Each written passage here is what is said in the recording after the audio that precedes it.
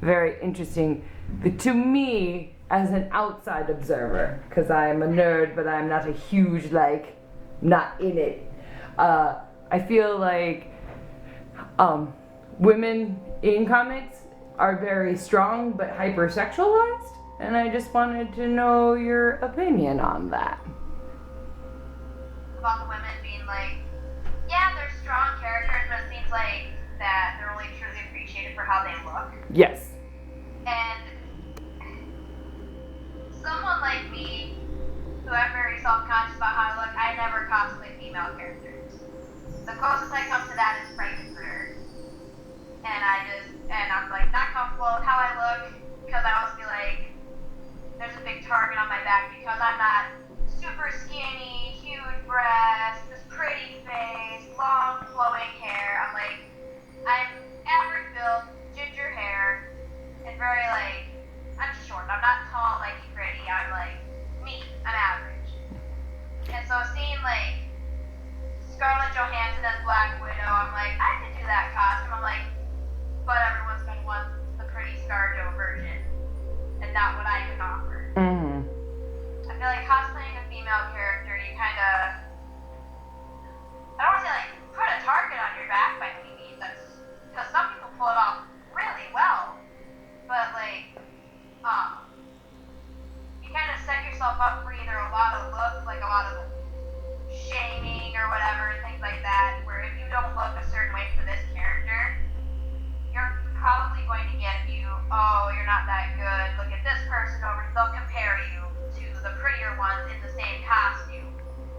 And so when I cosplay my male characters, it's easier for me to blend in and not face as much like ridicule target on the back thing. Got it. Is there shaming in the cosplay community? And if so, like, what have you seen, I guess? At the smaller cons that I go to, like NebraskaCon and NAPCon, it's not as obvious. Okay. Like, it mostly happens, like, when people get drunk, then they start the word vomit, basically, and, but, like, the cons I've been to, everyone's been very welcoming. Like, when I first did Frankenfurter, I was freaking out, because I'm like, I'm going out there, and, like, what I feel is next to nothing, and going, here I am, do what you will, and so, but everyone loved it. It's been one of my most popular so far.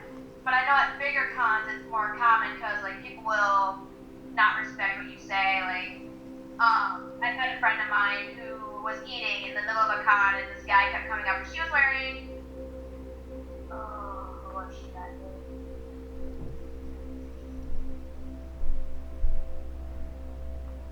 Oh, Irene Adler from Sherlock. Oh. And this guy comes up to her and he just starts talking to her, and she's like, that's not a big problem. He's like, oh, I want to take your picture, can I get your number, blah blah blah, things like that. Just started like overall harassing her, and she's a good looking girl, and I'm not gonna lie about that, but I'm just like, when you go, I'm eating, can you come back later, or things like that. So, and then that's when he was going, well, you're not that hot anyway, and it just goes on, and then you just kind of get the snowball effect of this whole conversation going downhill real fast. Yeah. Just, why aren't we trying to change that more? Because it's just, it seems so weird that, I understand that con, you go and you take pictures and like that's the whole thing. Like once you go, you expect, like that's it. Like you are that character, you expect to take pictures, but it's just so funny how quickly people like forget that there's a human under there, you know? Yeah, definitely. So, have you had any weird? Oh, sorry. No, I was gonna say, have you had any weird con experiences? I had a guy try to seal me up as Frankenfurter, and I'm like, and in my Frankie character, I went, look, I'm flattered, but Frankie touches you, you don't touch Frankie. Excellent response. Well, he like comes up and he like hits me on the butt, and I'm like, excuse you? I'm like, does that seem necessary? He goes, well, why are you wearing that if you didn't want someone to touch your butt? I went, and so I like pulled up a couple of pictures, and I went, because he wears pretty much the exact same thing I'm wearing, and nobody touched his butt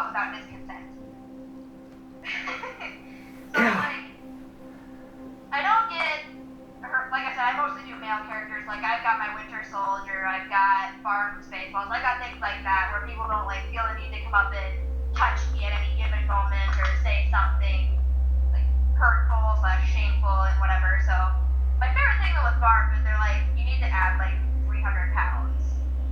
I went, but you recognized who I was, so do I really need to add weight for you to get who I am? Yeah, is that a thing in cosplay too, like weightism? And like, I just remember reading a cartoon about like a cartoonist drew a heavier set girl going to a con and dressed as Wonder Woman, and then just the amount of shame she got for it, and I was just like, that's so sad, because cosplay is supposed to be celebrating that we all love this.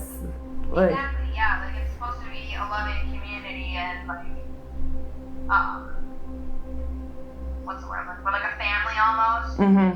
And so like the people like the friends I've made through cosplay are probably my favorite people in the world, because they'll always be like, well, I want to do this character. I'm like, go ahead, what's stopping you?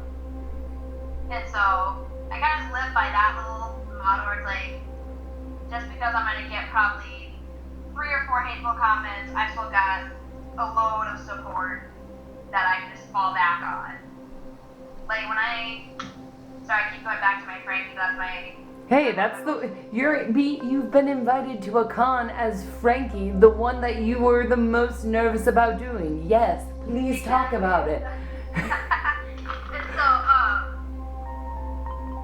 with Frankie, when I first posted a picture of it, I had someone posted it on a cosplay page, and immediately I was like, you're really ugly, your makeup's not right, and basically the shades kind of started.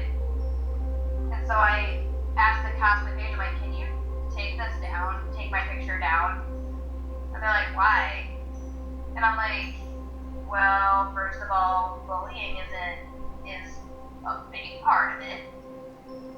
And so I'm like, so they did take it down after like 2 weeks of me pleading, like, can you just please take it down? Because the same person kept commenting and just saying horrible things. And so I'm like, well, so then that kind of made me take a step back for a couple months and think, is this something I really want to do? Is this something I want to keep myself open to like the ridicule and the bullying and the shaming? And I think that's kind of when I made more of a conscious choice to just cosplay males. Like, because I'm like, no one can say anything except for the fact that I have boobs and the males don't. But not much they can do there otherwise, because like, I have a rather like slender build, so like everything kind of gets hidden when I put on my costumes, and so it's nice like having people actually appreciate what I'm doing in a costume. They're like, oh, I love your Winter Soldier, I love your Tom Mickey, I love your Alucard from Hellsing, and I'm like okay, like then I step back and think, maybe I should do a female character. Then I'm like, no, because then I think back to like bullying with my Frankie Bird costume, and I'm just like, no, I don't want to open myself up to any more of that. And so it's one of those things where like it can derail you, like all the bullying that does happen in the community. There's not a lot of it that goes on, but when it does go on, it's usually this concentrated group, and they just attack at any given moment. And yeah, like I said, it made me take a step back and think, is this something I really want to do? And then I thought, to hell with it, I'm going to do it anyway, because it is something I enjoy doing. I'm like, I'm not going to let a few people stop me.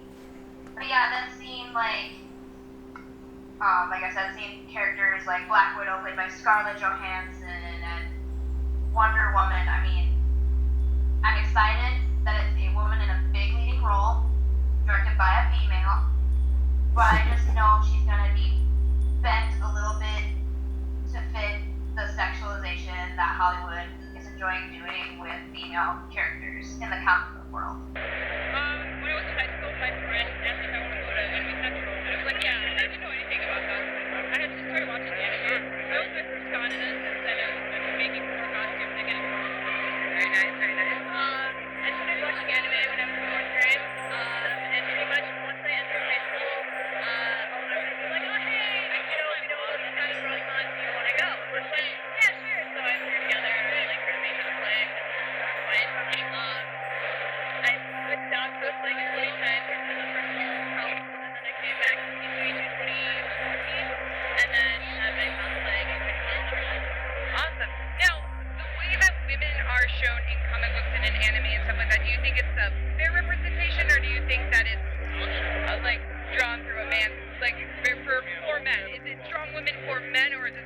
for women. I think comic book artists. God, I don't know how to answer that question. Some comic book artists will, cover the women up as they should be and respect them, but some comic book artists, I feel like they do rather show the womanly body as a man who's like, things are gonna get wrong. You see Captain Beth in Marvel is amazing, and it's not even showing it in Austin Armor.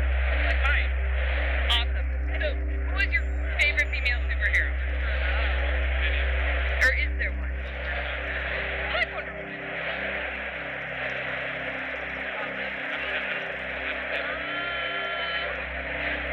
Spider-Man. Nice. Okay, so 2 more questions. One is fill in the blank for me. Today I feel awesome. Awesome. Perfect. Maybe. So why do you cosplay? I think it's more awesome. I think it's fun to put on somebody else's skin as an actor. So are you a big comic book fan, or are you big like? I'm more like TV fan than comic book. Yeah. So how do you think women are represented in like in comics and like in movies and stuff like that? For comic books, do you think that they're written for women or are they written for men? The majority of comic books, the majority of comic books are written for men. The ones that are written by women do a better job with the female characters. The ones that are written and drawn by men, they still have a bad habit of drawing by women and other sexualized characters than any other. That's what controversy is like a that's really exciting to people, and of course, that if you ever want to force it, you're doing this half the time, and if the same person are going to lie to your ass, okay, so just 2 more questions. You can have a blank for me. Today I feel nice. And then Why do you like cosplay? I really like cosplay because before I began cosplaying, I was a performer. I'm an actor as well, but I've always really loved making things with my hands, and I've always loved geeky stuff like X-Men. So it was sort of like the perfect blend of performative things and like building and also geekdom. So Very nice, very nice. How long have you been cosplaying? I've been cosplaying for a year and a half. October will be 2 years. Very nice, very nice. So now, the way that women characters are written in the comics, do you think that they are very, do they do women favors, or are they harming them? Like, because they're all very strong characters, but the way that they're presented, do you think that it's like for women, or is it more for men? The way that they're presented. Well, I mean, anytime women are presented in media, it's hard to say it's just black or white, because, there are moments where it's like a triumph, and you're like, yes, that was written so well, like, that's a real female character, and then there are times when it's not so much. So I would say it's more like, you like your specific writers, and you like your specific series. But I would say, a lot of the time comics are definitely written for the male gaze, because they think that's their target audience. So a lot of time people just default make female characters kind of flat just for the interest of men. But yeah. Yeah, so, I mean, have you had any issues with cosplay? Like the cosplay is not consent is now a huge thing. And have you had any horror stories, or have you had any good experiences of like, yes, actually this is a good thing that's being enacted, and it's not a huge problem here. I talked to friends who go to smaller cons and they say it's not a big issue, but this is a very large con. Yeah, exactly. Yeah, it's usually the bigger the con, the more room for error you're gonna have. Like more people who, anytime you have a big group of people, you have, bigger subsets of people who are like, it's okay to touch a random girl's butt, right? Because you're just in a bigger group. But I haven't had anything too crazy happen to me. Honestly, the most harassment I get is online. Like my cosplay page, I have friends who get like nude photos from men, like unsolicited. I haven't had that. I mostly just get dudes who are like, nice cosplay, and I'll say thank you, and they're like, I live in New York, do you wanna hang out? And I'm like, no, I don't. Why is there only those 2 options, I guess? I think there's a little bit of a problem sometimes in terms of characters in science fiction, in fantasy, in comic books, and video games. They tend to be really, really sexualized, right? So it's almost like well, you're a girl, and we don't want you to play the male characters because, oh, gender bending, or maybe you just want to be a girl who's also a girl in the game. And you create a costume for this, your options generally are only these incredibly sexualized things. Yes. And also as a culture, we tell women, well, you want to be sexy, so now this is like a safe opportunity for you to be sexy. But it's not actually safe because people decide, like, if you people dress make one way, yeah. I do think that's a problem, right? Yeah, I mean, I intentionally dressed like Logan because I didn't want anyone to think like that I was trying to get attention, that I was trying It doesn't matter though, because I mean, like, whether you you're, will face you're still gonna face pressure. is I could be walking around like this. I mean, yesterday I was walking around in jeans and a leather jacket, and I had a scarf on. I still got catcalled by some guys in a car going by. I'm like, I'm not even in cosplay. I'm wearing everyday clothing, so it really doesn't matter what you're wearing. And it's like there's a very distinct difference between being sexualized, which is what other people are doing to you, and being sexual, which is a choice you are making for yourself.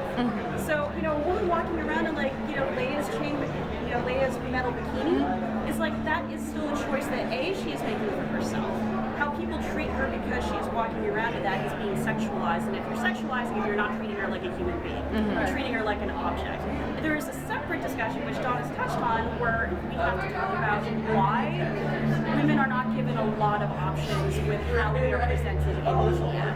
Because if our options are either Cinnamon Bun Princess Leia or Princess Leia in the metal bikini, and there are a lot more other in between. But people also always will say, right, that Princess Leia in the bikini is like better looking or more attractive. So then of course you think in your head, I want to be the thing that is better looking, or I want to do the costume that is more attractive, and that it becomes this catch-22 because you can't win. Like if you make the choices, you know, societally and culturally, you get penalized for being sexy, but we push all these things on you as a culture. You have to be sexy, you have to be sexy.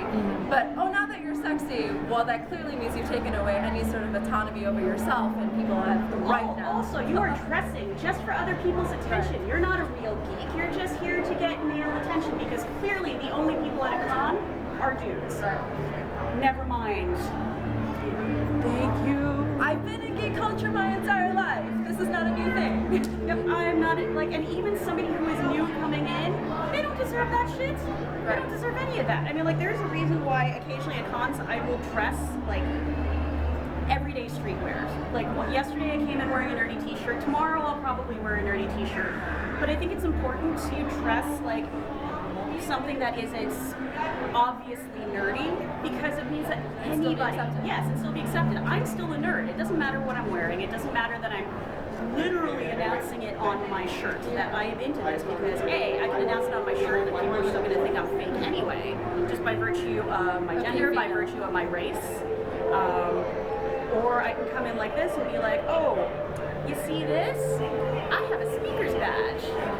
It's like, am I actually what you were thinking of in your head when you're thinking about who comes to a con? And that's the whole point, is that everybody who comes here, there's always going to be someone who doesn't look like what you expect. And that's actually, there's a story that I've actually told quite a bit. The very first time I was at C2E2 at this convention, which was I think 5 years ago at this point, which is crazy. 2012. 2012 was the very first time we did. So it's been a while.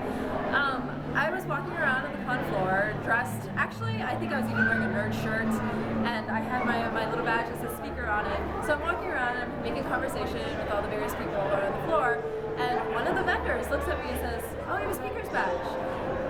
Did you borrow that from somebody, or is that actually yours? Right, if I was male, that would never ever even be a question. The assumption would be that I was a speaker, of course, and then we would have a conversation about that. So these things are still there. I think it has gotten a little bit better since we started, which is great. I'm so the visibility of the anti-harassment policies here is fantastic. And like C2E2 just keeps getting more and more visually diverse. Every year we come here, there are more women, there are more people of color. I think geek culture has also gotten a little bit more, it's not that the women haven't been there, but I think a lot of times the women get kind of pushed to the side. We're not shown in photographs. Belong, right? And I think now things feel a little bit more like they're starting to be more inclusive. People are starting to recognize, like, oh, if you are a person of color, you can also be a nerd, as opposed to just assuming that the black person wandering around must not actually be a geek for some strange reason. That makes no sense. Yeah. So I think these things are starting to shift, which is good. And when we were starting to do these panels on women in geek culture a few years ago, there was a lot of, I mean, there's still pushback now, but there was, I think, even stronger pushback maybe toward the beginning of when we were doing these things of women aren't geeks, like they're just fake nerds, and there was a big conversation around that. Yeah. I think because you were starting to see more diversity, you were starting to see more women, and the old culture wasn't able to handle that. Like things were shifting, and they weren't okay with kind of opening the space up. Yeah, like the waves have been, things have been coming in waves. Like there was the fake geek girl thing in 2013. We've had Gamergate, you know, the last year or so, and then within science fiction and fantasy, because that's where I swim, we've had, you know, the whole rabbit puppies, sad puppies thing, where it's like, oh, what is really science fiction, where all of these minorities are ruining science fiction. I mean, in some ways, of course, these things are extremely frustrating and they're really difficult to deal with, especially if you're in the middle of them. But in some outside, kind of the silver lining of it, I think, is that I think you get these things like Gamergate only because things are changing and the old guard is getting scared. So there's a reaction to that while it sucks to be in the reaction, at least in a kind of a bigger picture sense, gives me a little bit of hope that maybe things are getting more diverse. And this is just an overreaction to that. Yeah, it's like instead of just talking about women in geek culture, we're starting to talk about what does it mean to be women of color, what does it mean to be queer women of color, what does it mean to be somebody who has a disability in geek culture. Like we're actually starting to drill down into a lot of these, you know, microcosms and understanding that identities are intersectional. It's not just like what can work for making a space more inclusive for white women doesn't exactly always work for women of color. There's no such thing as nerd oppression, not on a systemic, you know, social scale the way that it is for actual social minorities. And being able to actually interrogate language and assume defaults and just what that means for actually creating truly inclusive, truly diverse spaces where we're expected to be accountable to each other and we're expected to learn and grow from our mistakes. Got it. Okay, so just one more question. Before the stating of please don't sue me. Just all I would like you to do is fill in this blank for me. Today I feel, fill in the blank. So today you feel. Today I feel tired. Honesty. Yes. The honest answer. Yeah, no, it's definitely tired. So.